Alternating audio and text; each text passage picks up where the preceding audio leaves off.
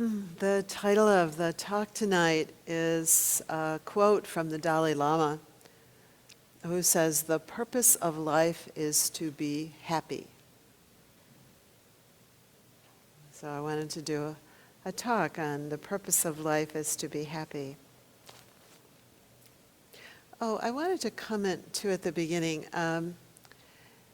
Last time I spoke, I asked folks, anyone who had a question that didn't get aired here, to write it down, and some of you emailed me and some of you wrote questions down. And I just want you to know that it is hugely, wonderfully helpful and supportive, and that I pay a lot of attention to those questions, work with them really deeply, and they will show up, if not in this talk, in a talk at some point, and certainly in my contemplations. So rather than passing the sheets around, which got a little cumbersome last time, I did put some on the table. So if at the end there's a question that you want to ask, just write it down and get it to me somehow. You can leave it on the table or hand it to me. And just know that it's just deeply appreciated. As it, in a couple of instances, really added a dimension to my thinking that I hadn't really considered. Really very, very helpful. So I wanted to invite us to contemplate the Dalai Lama's quote a bit tonight. I'll get to that in a minute. The purpose of life is to be happy. Purpose of life is to be happy. What on earth does he mean by that? And we know that the Buddha said something similar. He said, "I teach the end of suffering." The complete, total, full end of suffering. He said, "I teach suffering," not meaning I teach you how to suffer, but I teach you to notice what suffering is, what it looks like, what it feels like. And then I teach you the path to end suffering. So basically the same thing that the Dalai Lama is saying. You know, I teach happiness. And generally we don't really understand about happiness. We think that happiness is about getting more of something over here and avoiding something over there. You know, that's what happiness is. So we don't really quite understand often what we're talking about when we're talking about the end of suffering, or we're talking about happiness. And with respect to challenging emotions, you know, this is part of a whole long series on working with challenging energies or challenging emotions. And, you know, as we kind of sit with our own challenging energies, we can kind of notice that tendency to think that, you know, happiness means I get rid of those difficult ones, or at least avoid them, or at least suppress them, or at least something, do something, you know, to either overcome them or have so much happiness that I don't notice that they're there, whatever it is. But that somehow the challenge with challenging emotions is to avoid, get rid of something, overcome, something like that. And with those two, that's not really what the teaching is about. So over time, we hope to kind of amplify that, and we'll amplify it still more deeply, I hope, in the course, the online course, which is finding balance, you know, finding how do we navigate with some of these challenging energies. So I'll propose a couple of thoughts, but really I want us to inquire together that happiness that the Buddha teaches as a deeper and deeper and deeper capacity to be with all of life, including challenging energies, including everything difficult, with ease, peace, serenity, equanimity. A happiness that is completely independent of circumstances, of internal circumstances and external circumstances. That's a pretty amazing offer. That's why we're here, isn't it? You know, it's kind of cold and yucky outside, and otherwise it'd be much nicer to just be home. But we're here because we have some inkling that that might be true or might be possible, or at least it's interesting to think about it as an offering. This is from Matthew Ricard. He said, anyone who enjoys inner peace is no more broken by failure or difficulty than he is inflated by success. He is able to fully live his experiences in the context of a vast and profound serenity. Matthew has a quote about, or from a woman named Eddie Hillesum, and she's was a young Dutch woman who worked in the Jewish resistance for a while and then was sent off to Auschwitz and died in Auschwitz. And there's a quote that Ricard offers from her about her experience, and Pope Benedict, actually, I'll read the whole thing, but one of them's from Matthew Ricard and another one was from a speech from Pope Benedict. And this is what she says. She says, when you have an inner life, it doesn't matter. This is this woman who's in Auschwitz, you understand, or about to go to Auschwitz. When you have an inner life, it doesn't matter what side of the prison fence you're on. I've already died 1,000 times in 1,000 concentration camps. I know everything. There is no new information to trouble me. One way or another, I already know everything. And yet I find this life beautiful and rich in meaning at every moment. There is a really deep well inside me, and in it dwells God. Sometimes I am there too, but more often stones and grit block the well, and God is buried beneath. Then he must be dug out again. So Pope Benedict goes on, he says, this frail and dissatisfied young woman became a woman full of love and inner peace who was able to declare, I live in constant intimacy with God. You know, a peace, an ease, a serenity that is independent of circumstance. But I get a little ahead of myself because I wanted us to contemplate, what is happiness anyway? You know, for us, ordinarily, what does the Dalai Lama mean when he says the purpose of life is to be happy? Because I think understanding about happiness is really kind of crucial to understanding what it is that we're doing. And it's true that I could say some incredibly brilliant and smart things about it, but they might not help all that much. So I wanted to invite you to reflect a little bit. And I'm going to offer some guidance for the reflection, but I just wanted to invite a little bit of time for you to reflect. If you'd like to, it might be rich to reflect with someone else, with another person. Or two, maybe no more than three at a time. There won't be enough time for everyone to speak. If you prefer, some people don't like to do that, and if you prefer to just sit and reflect by yourself, you're welcome to do that as well, okay? So the reflection, and I'll guide you through it, the reflection is going to be about what is happiness, okay?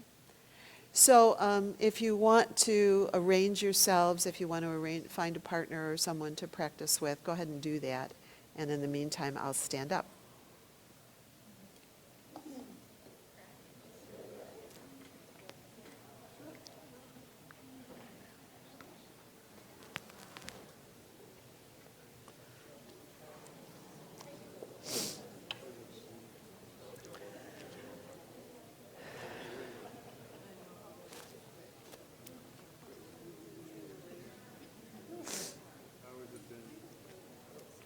So make sure you know the name of the person you're practicing with. That's always handy. The person you're reflecting with. You know, the Buddha said, and you've heard me say this many times, that conceptual knowledge really isn't all that helpful. Well, no, I take that back. Conceptual knowledge is helpful. It helps to kind of give us a sense of the pasture that we're grazing in. But if what we're looking for is liberation, it's not going to get us very far, because we really need to bring this conceptual knowledge into reflection and then into really direct experience. So tonight we're just working a little bit with reflection on what is happiness. So for the first reflection, I'd like to invite you to reflect when you are 2 years old. And really reflect on this. Don't just kind of think about that 2-year-old out there. Be 2 years old. When you are 2 years old, what is happiness? Reflect on that for a few minutes with your partner or by yourself.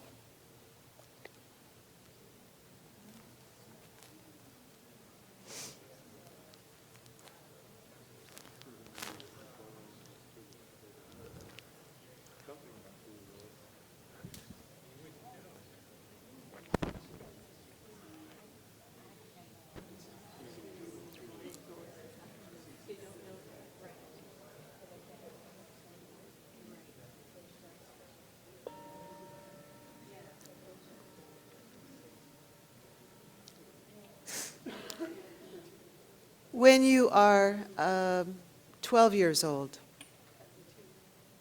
what is happiness?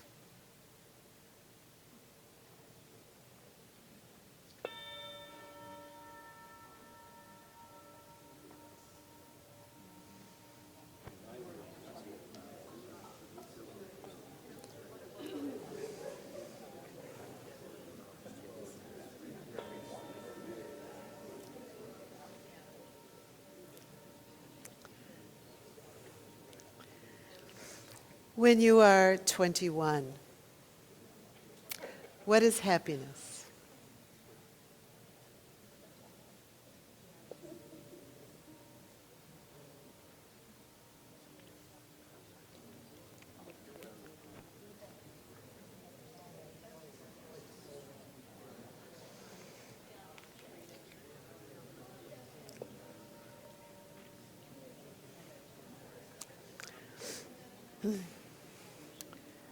When you are 43, what is happiness? 43.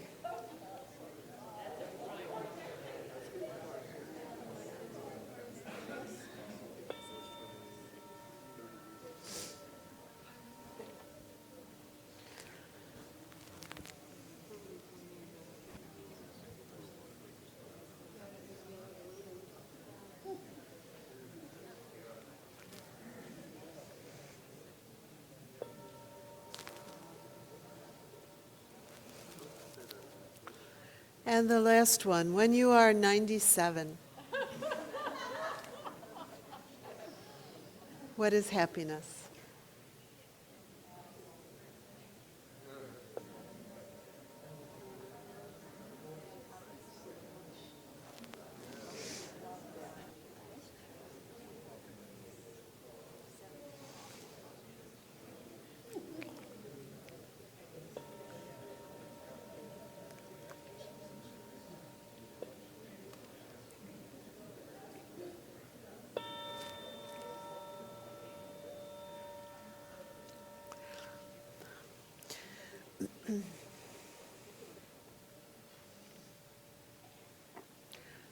You can kind of stay where you are. Maybe a couple of you might just turn a little bit.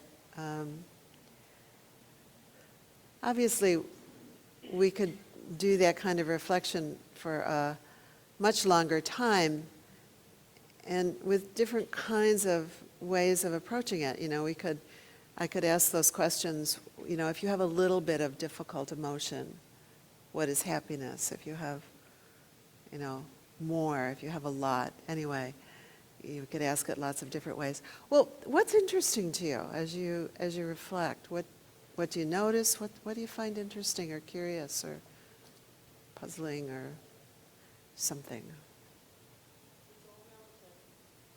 Say more. It's all relative. Relative to your life experience, it's relative to where you are on the continuum. Mhm. My reflection too in 1997, thanks for that. Mm. But it was really interesting. Can everybody hear? No? A little bit louder, yeah. It was interesting for me to think about myself at the different ages and what constituted happiness and what it is now. So Uh-huh. I was able to see, Yeah, it all had to do with where I was okay. in age and experience. So it's relative, it's not a thing.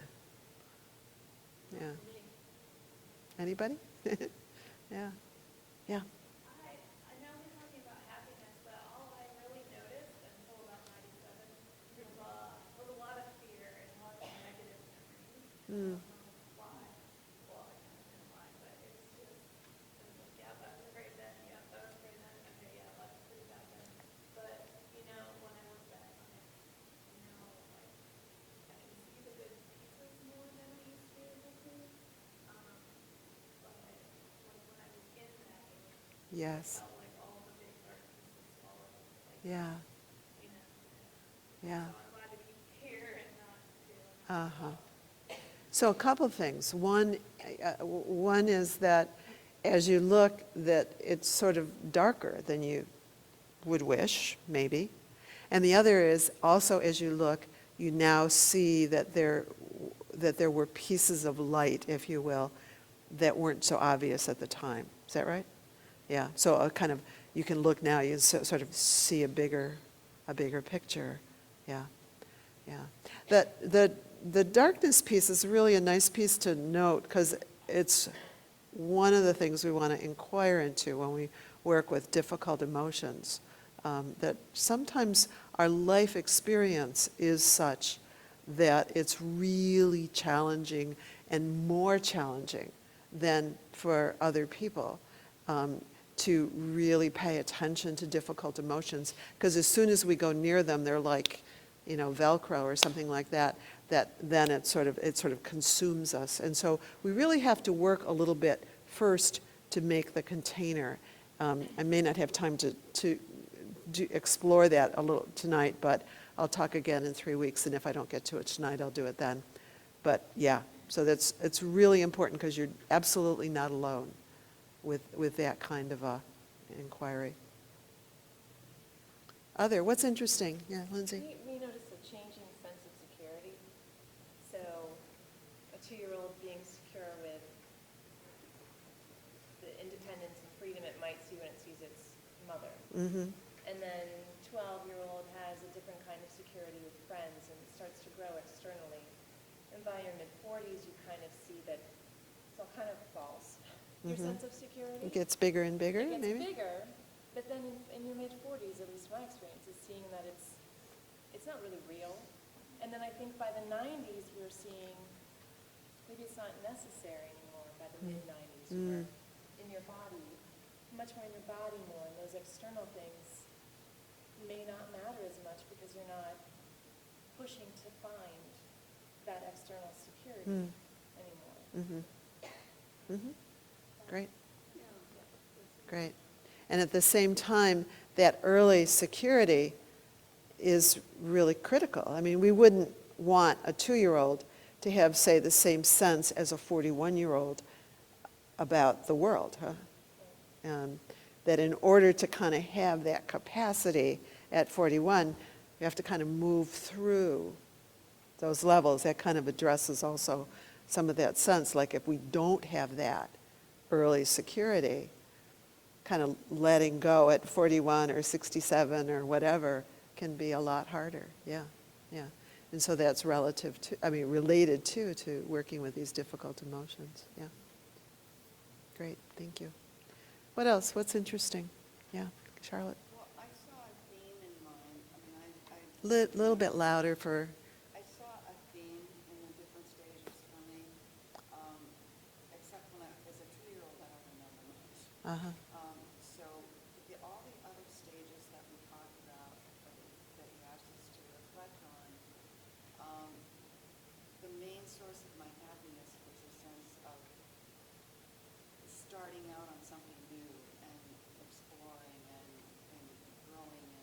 Uh-huh. different kinds of ways. And that was what really made me happy. Regardless of anything else that was going on around me, there were significant changes that meant more growth and more change. Uh-huh. And I like that. And then when you said 97, that all fell apart. Because I don't see anything. Yeah, yeah. So we could imagine if the purpose of life is to be happy, that whatever happiness actually is applies when we're 97, or when we're on our deathbeds, or when we're in Auschwitz. I think that's what they're saying. It's like, well, how does that work? Yeah, great. So just let that curiosity be there. As opposed to, no, can't be. We could just kind of open up maybe a bit of curiosity. It's like, The Dalai Lama didn't say the purpose of life is to be happy until you're 97. Or until, your country gets invaded and you have to flee for your life and all of the friends who helped you get murdered. That's not what he said, And indeed, his demeanor is such that he really lives it, doesn't it? He doesn't say, miserable me, look what happened to me. But that he's living that somehow. And how does that work? So we can kind of hear that, the purpose of life is to be happy. Then we start to look at it and we go, really? How does this work? No security with it? Like, wait a minute, how does this work? What else? What's interesting? Yeah, Jeannie? I think it's, it looks like a hill. You're going up. When you're two, anything can make you happy.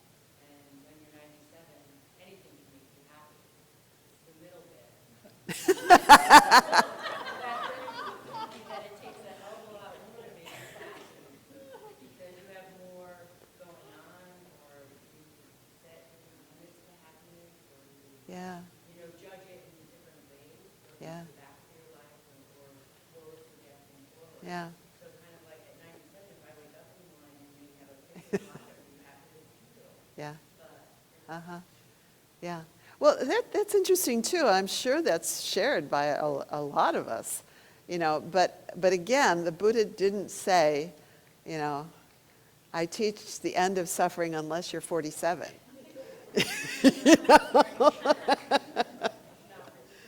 What?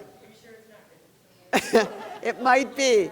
It might be in one of the suttas someplace that I haven't found yet. Or the purpose of life is to be happy unless you're at midlife. It's like, no, I don't think so. So, but then we could kind of, again, we could just kind of let that, we could be curious. It's like, it sounds good. Purpose of life is to be happy, but how does that work, really? One more. One more? Any? Yeah. Here in the reflection, well, there were three reflections, there was one projection. Three reflections, one projection. What you did do is you asked us Yes. to look for happiness at various stages. Yeah. And when you suggested this, my first instinct was, well, what am I happy about today? Uh-huh. I'm happy when I find gratitude somewhere. A lot of my happiness is based on gratitude. Or when I can work with difficult emotion and not get bent out of shape. Beautiful. So Beautiful. unless I look for it, I may not find it. Yeah. And there are different types of happiness. There's small happiness. It's like seeing a bird on a tree that catches my eye. There is, the sunset. There are happinesses for other people. Somebody gets well who's in the hospital. Beautiful. There are many places to look for happiness as long as I look. Beautiful. So thank you for reminding me to look. Yeah. Awesome. Well, I think it's the Buddha that's reminding us to look. And you and I talked beforehand, you're a plant, right, who's sort of inviting an invitation into what the next part of this talk is about. Thank you. You just, yeah, yeah, yeah. that somehow just having that kind of spaciousness and the willingness to look matters. Yeah. Yeah. And you also reference, and maybe talk about it a little bit more next time, you reference, I don't know your name. Alex. Alan? Alex. Alex. Did I say that right? You know, you reference just sort of the ordinary happiness, seeing a bird, or eating a good piece of pie, you know, or, you know, a beautiful sunset or something like that, just this ordinary happiness. And that actually is really kind of what the Buddha invited us, what was the quote that I sometimes read? That gladness connected to the wholesome I call an equipment of mind for overcoming ill will and hostility. You know, so those wholesome moments in life and the willingness to pay attention to them, to really kind of receive that quality of goodness. But that in itself isn't enough. Again, we'll maybe talk about it more another time, but that isn't enough. You know, there aren't enough birds in the world. There aren't enough, like, beautiful sunrises. But that, and then you kind of opened it out into this sense of loving kindness or compassion or gratitude, you know, some larger qualities of mind and heart. And I know Holly, I think Holly's here, Holly is going to talk next week a bit about some of those qualities. And the Ayakima talks about levels, and she talks about that first level of, you know, just like seeing the birds and the sunset, and it's sort of the thing that, Lindsay, you're talking about when you talk about the 2-year-old. It's about having that kind of, if you will, sturdy support underneath us to be able then to kind of expand outward. And then the loving kindness and compassion is sort of the next layer, if you will. And if we don't have that initial sturdy support, you know, where we have the security or the, you know, the relaxed capacity. I imagine some of the Syrian refugees might not have the relaxed capacity to be looking at the beautiful sunrises, to have that capacity. Then there really is something, there's a piece missing from the support for the capacity to expand.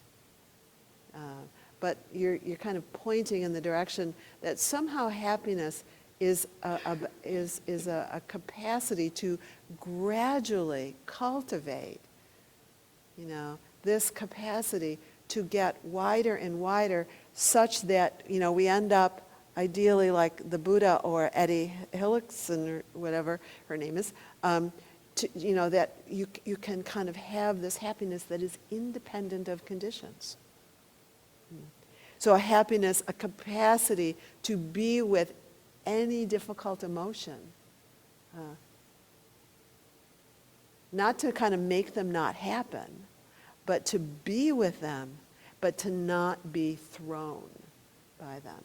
So the whole sequence of these talks is going to be, well, like, how do we think about that, or how do we do it? But this opening, this spaciousness, I wanted to, I've never given the talk standing before.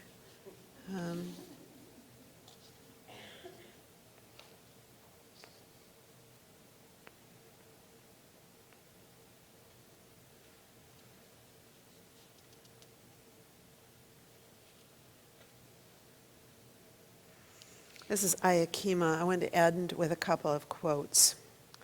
This is Ayakima, where she's talking about this wide open capacity.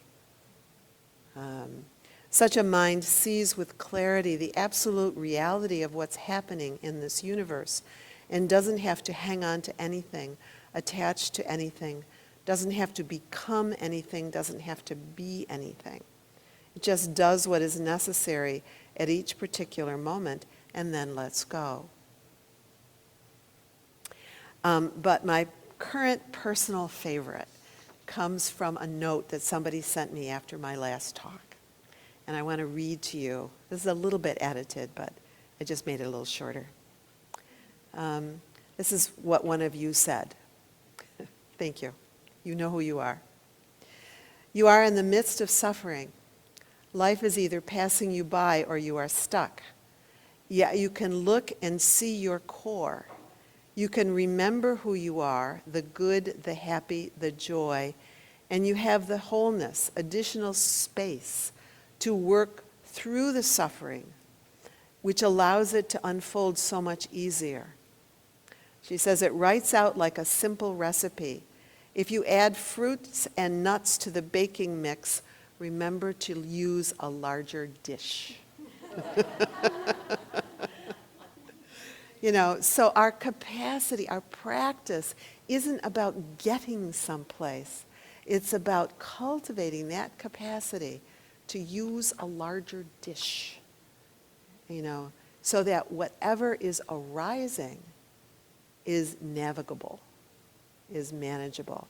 And the larger dish works whether you're 2 or whether you're 97. When you're 2, the larger dish is mom and dad, and the security of that. So it works everywhere along the lines. So Holly, next week we'll talk about, Alex talked about the gratitude and the compassion and the kindness. She'll talk about that a bit next week. Then we'll have the cookie night, and then I'll continue with this series probably until I die at the rate I'm going, for a long time. Anyway, I'm just going to keep unfolding. How do we work with these challenging energies in a way that doesn't require us to either kill them, the energies, kill somebody else, or kill ourselves? How do we be happy no matter what arises in our consciousness? Okay, so thank you. And if you have questions, please write them. Thank you.